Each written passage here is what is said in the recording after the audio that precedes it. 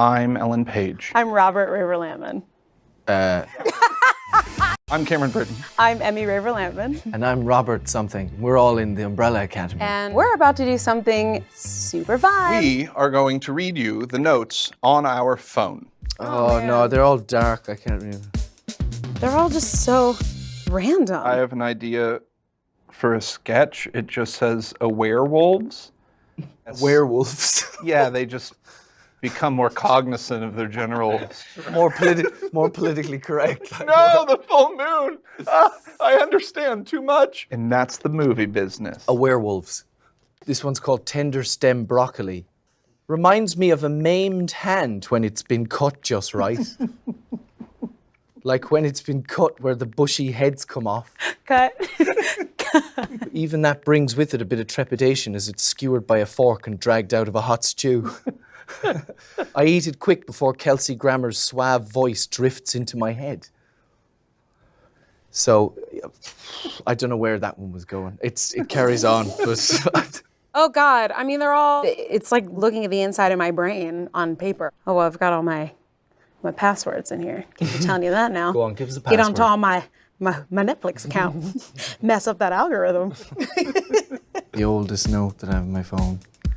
It's from 2013, and it's directors I'd like to work with. Aww. It's just reaching for the stars here, baby. Tarantino, never heard of him. David Cronenberg, Alexander Payne, Ang Lee, Wes Anderson, Jean-Pierre Jeunet, Elia Kazan, deceased. He's putting deceased ones. That's a list. That's only a portion. The oldest note I have in here is from when I was in Los Angeles performing at the Pantages doing Hamilton. It's the Pantages Wi-Fi. Is it? So I'll go ahead and keep that to myself. Tell us what it is. The service is terrible at the Pantages, so you gotta get that Wi-Fi. Yeah. Mine's from 2015. It just says SAG gives cheaper movie tickets. In the last sort of year and a half, I've written a book of short stories. I wrote the whole book on my phone. I'd felt cramp all day because I was never very good in the kitchen and probably poisoned myself, and my stomach churned and tumbled as the elf opened the front door made out of PVC, that white plasticky looking stuff that was all the rage once the energy grants came in. Oh, he was ready to go. That was the middle of it.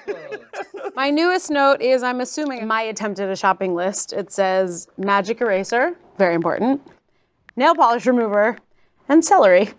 And celery.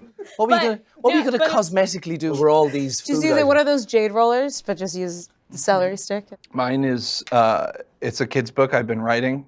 Both of you. It's just poems and stuff. This is like a short little, kind of Shel Silverstein kind of thing. If you spin around real fast, I swear that you can see your back. I swear you can, please don't laugh. It does its best to turn when you do, so don't let on. Just play it cool and whistle quiet. Try not to move, and when your back is nice and relaxed, scream, "Here I come back," just like that, and spin like a wheel on your right heel till your back is dizzy. Then you'll steal a look upon the other side of you to see the part of you that other people do.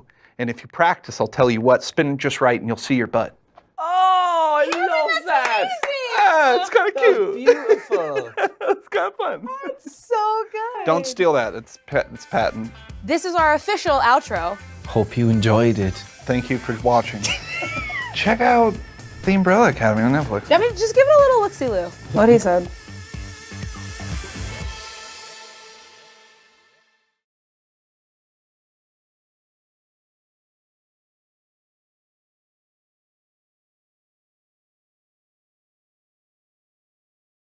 Hey, have you ever bench pressed a polar bear? No.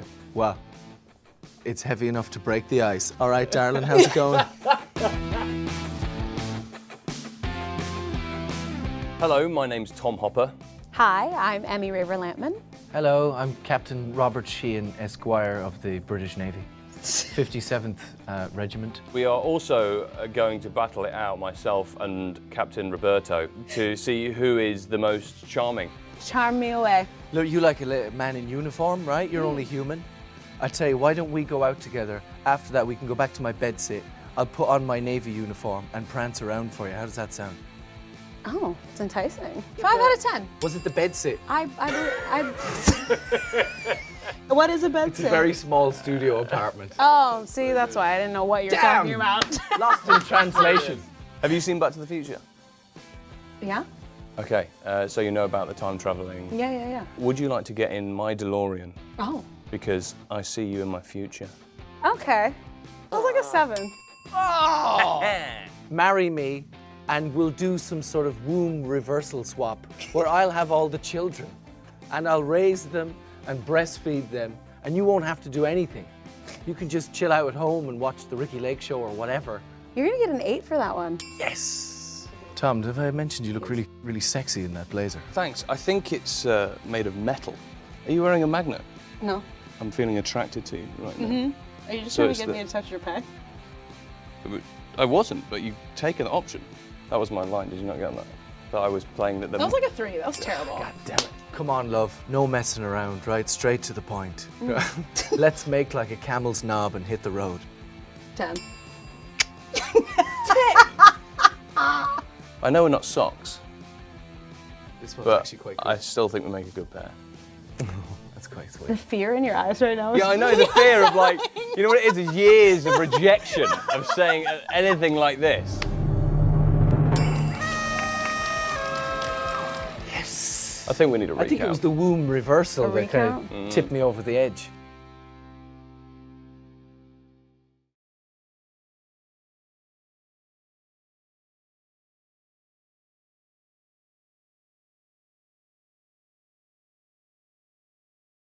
I'm Cameron Britton. And I'm Aiden Gallagher. My name is Robert. And I'm Emmy. And we're the cast of the Umbrella Academy. We're gonna walk you through everything that happened in season 1. Everything. Episode 1. We open in Russia on the 7th hour of the first day of October 1989. There's a girl flirting with a guy by the pool. Suddenly, boom! The girl is screaming in pain. Everyone's horrified. We have no idea what's going on until we suddenly see that she's given birth. Which is shocking because she was definitely not pregnant 5 minutes ago. Turns out this wasn't an isolated incident. 43 women all around the world. Poof! Prego! This was unusual. Enter Reggie Hargreaves, an eccentric old billionaire who decides it's time to become a dad. How much do you want for it?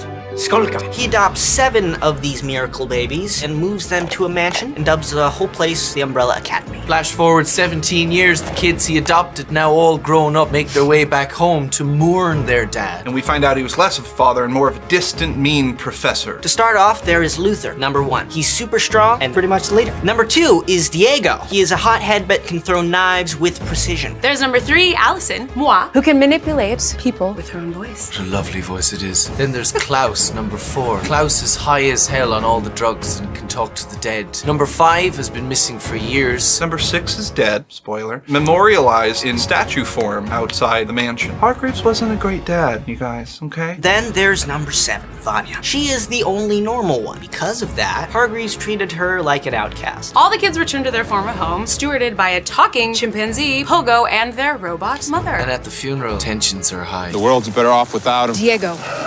Vanya wrote this book about her nightmarish upbringing at the academy that's pushed her even further away from the rest of her siblings. But I mean, how can you blame her? Normal people, they be tripping. Allison's fresh off a divorce. Diego's living outside the law. Klaus just got out of rehab. And as high as a kite. I'm not in the right frame of mind. You're high? It only gets worse. Hargreaves' iconic monocle was not found after his death. Luther suspects foul play. Diego thinks it's ridiculous, and then the old rivalry between the two of them begins again in a brawl at their father's funeral, which ends with smashing the statue of their dead brother. But when it feels like the funeral can't get any more disastrous, this portal opens up and out pops a child. Long lost number 5. Dun dun dun. Apparently even their missing brother reappearing from a time portal isn't enough to keep this family together. 5 goes and gets some coffee, but he ends up getting attacked by a bunch of mysterious soldiers. We don't know where they're from. Istanbul, not Constantinople, Yeah, now that was a fun Istanbul. scene. He sort of kills them all without mercy. Diego goes to Brood by the river, and then we find out that he took the monocle just because he's kind of a mean guy, I guess. I kind of want a monocle. That would be cool. While he's doing that, Klaus sits in the back of the car and has a friendly conversation with the ghost of number 6. It looks like the whole gang is back together. Yay! Hooray! Number 5 visits Vanya and tells her why he's back. The world is gonna end in 8 days, and only they can stop it. No pressure. Episode 2. Episode dos. Number 5 explains how he survived an apocalyptic future after accidentally jumping forward in time. 5 doesn't really talk about his mannequin wife. Florence. 5 shows Vanya this prosthetic eye that he found in the wreckage of the end of the world. This is the only clue that he has in order to prevent the apocalypse. With a little help from a desperate for cash Klaus, 5 gets the record for the eye only to find out that it technically hasn't been created yet. That's a problem. Meanwhile, police investigate the grisly scene that 5 left at the donut shop where he was attacked. Leading the investigation is Detective Patch, who seems to have a bit of a thing going on with our old pal Diego. She's not the only one on the case. 2 formally dressed assassins, Hazel and Cha-Cha, arrive from the future. Yes, they do. They know 5 because he was kind of better at their job than they were, and now they gotta catch him. I am not the... No talking. Also, Vanya's new student is kind of awkward, but he's a sweet guy in his 30s named Leonard. He also had a pretty mean dad, Put that shit on your face. and the 2 of them hit it off pretty quick. Seems like this could be good for her. Seems is the operative word there. Episode 3. It's Vanya time, y'all. Hey! We see her being underappreciated as the 3rd chair in the orchestra that she plays with. In a flashback, we're shown the rise and fall of her career as an author. She releases her salacious Umbrella Academy memoir. Yes, very juicy. At first, she's showered with praise, but as the fans move on, she's just kind of left with the family she betrayed. Back at the mansion, Allison and Luther find footage proving that their robot mom, Grace, was the last person to see their father alive. By the way, Allison and Luther have a thing. Yikes! They're actually not blood relatives, but we were raised brother and sisters, so. Go on Twitter, everyone's arguing about it. Anyway, so Luther and Allison, they speculate 13 years spent running the house alone might have degraded Mom's AI, causing her to lose her mind and potentially cause Hargreaves' death. What are you talking about, silly? They debate turning her off for good. This infuriates Diego. Hazel and Cha-Cha, having received a crucial tip from a woman at the donut shop, ambush the academy. I gotta see this show. This is cool. I know, right? And there's this massive shootout! Holy cow. And Luther is revealed to have the torso of a gorilla, but like a handsome, kind of sexy gorilla. Yeah, Do you know what I yeah. mean? They manage to fight off the pair of assassins who take Klaus prisoner. After seeing that Mother went the whole firefight without noticing anything was wrong, Diego decides to deactivate her himself. Grab a Kleenex because it's a big I moment. love that scene. 4. Episode 4. In a flashback, we see Luther go on a solo mission for his father long after his siblings abandoned the academy. This mission goes terribly and Luther's rushed back on the brink of death where his father saves him by giving him the body of a beast. So that's how that happened. Back to the present, Vanya and Leonard's relationship is moving fast. Now, this guy's already got the key to her place, and of course, Allison. Me is suspicious as hell. Great seeing you. It's starting to seem like Leonard's goals might be a little more nefarious than they seem. Meanwhile, Klaus is being tortured by Hazel and Cha-Cha, unsuccessfully. And they're interrupted by Detective Patch, who followed their trail of destruction. She tries to arrest them, but is killed. The confusion allows Klaus to escape into the streets with their time-traveling device, this sort of briefcase thing. Which he accidentally activates, sending him into the past. Diego finds Patch's body in the hotel room and mourns. Needless to say, he is having a rough week. Moving along, episode 5. Klaus returns from the past and he's haunted by lost love and his time in Vietnam and resolves to get sober. Diego is still mourning Patch, but with the help of 5, they set up a trap for Hazel and Cha-Cha under the guise of an exchange for their time travel device. How is he doing here? Once again, this turns into a fight, but time stops briefly as 5 encounters the handler, the leader of this time adjustment corporation. She offers him a promotion in exchange for his sibling's life, and well, he takes it. Episode 6. 5 tries to use his new position to further his goal of preventing the apocalypse. He finds himself halted by bureaucracy at every turn. Glad to hear it. Eventually, he turns on the company, blowing up their equipment after stealing one last time travel device for himself. While this happens, everyone has a nearly perfect day. 5 gets sober with Diego's help. Luther and Allison go on a date, but unfortunately that's all erased when 5 comes back through time with news. You know who's responsible for the apocalypse? Harold Jenkins? Episode 7. Vanya's boyfriend, Leonard, is a key player in the apocalypse. His real name is Harold Jenkins. What? Harold Jenkins. He grew up idolizing the Umbrella Academy before being humiliated by Hargreaves. And after murdering his own abusive father and spending 12 years in prison, Leonard is released with one goal in mind: revenge. Meanwhile, Vanya finds out that she is not as normal as she thought. Her anger unleashes this deep power inside of her. She's absolutely brimming with rage. She's just... She can't, Oh, yes. basically. She can't Episode right 7, Vanya can't. Episode 8. Vanya reacts poorly, to say the least. When Allison tries to confront her about being manipulated by Leonard, she interrogates her further and finds out that Allison was coaxed by Hargreaves into using her powers to convince Vanya she didn't have any powers at all. Vanya throws a fit and cuts Allison's throat. Episode 9. Seeing that their sister has gone beyond the pale, the siblings meet at the academy to discuss their options. Unbeknownst to everyone, Klaus has been talking to the ghost of their dead brother, number 6. Done listening to you. Vanya returns to Leonard, but finds his journal and realizes she's been manipulated by him as well as her family. You've been manipulating me? And with no one left to turn to, Vanya kills him too. Upset and confused, Vanya tries to beg for forgiveness at the academy, but instead they imprison her in this sort of isolation chamber which holds for about an hour. With her rage renewed, Vanya breaks free, destroys the academy, kills Pogo, who's the closest thing to a positive father figure that the family ever had. Yeah. Episode Episode 10. Monkey Dad's dead. Vanya's fully insane. She prepares to use her powers to cause mass destruction. Setting off the apocalypse that 5 came back to prevent. Vanya destroys the academy before the apocalypse. The siblings rush to try to stop her, but debate whether they should kill her or not. Meanwhile, This time bureau that keeps the timeline intact is hell-bent on making sure you don't change it. they send a small army of soldiers to stop the siblings from stopping Vanya. Klaus channels number 6's powers and repels the enemy soldiers.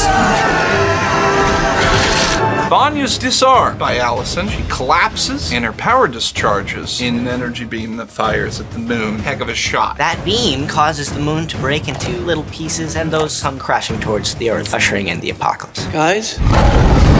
In a last-ditch effort to save everyone, 5 gathers up all the siblings Gotta trust me on this. I don't think so. and sends them back to the past, into their childhood bodies, to try one more time to save the world.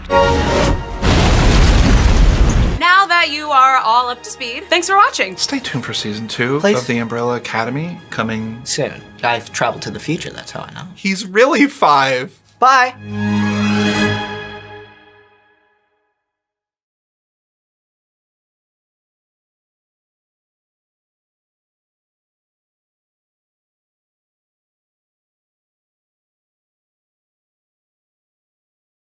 I can do a Scottish accent. Go on then. Hello there, my name is Lindsay. I don't really know how to do it in my speech. I don't know, it's really bad. It's Pretty good. But you're my favorite Although character. I'm not from Scotland. Oh, what? Ireland. Oh, yeah. Well, I'm actually part Irish.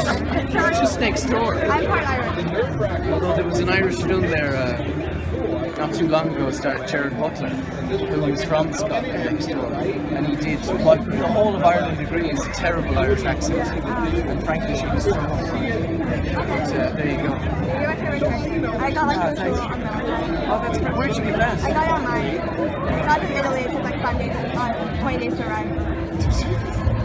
That seems like excessive for a little Yeah. iron-on badge. Yeah.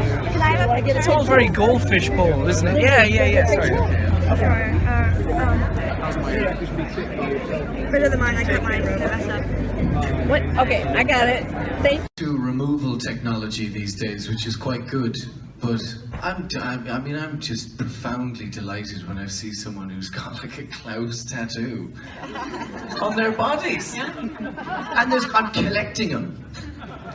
So if you know anyone who has one, just tell them to tweet me a picture of it, because I'm collecting them for my Klaus tattoo scrapbook. That's amazing. You know, I was really happy about that. And yeah, so I've run out of stuff to say. Mary, take the baton. Right, I know I'm gonna sound like an idiot, but what was the question again? What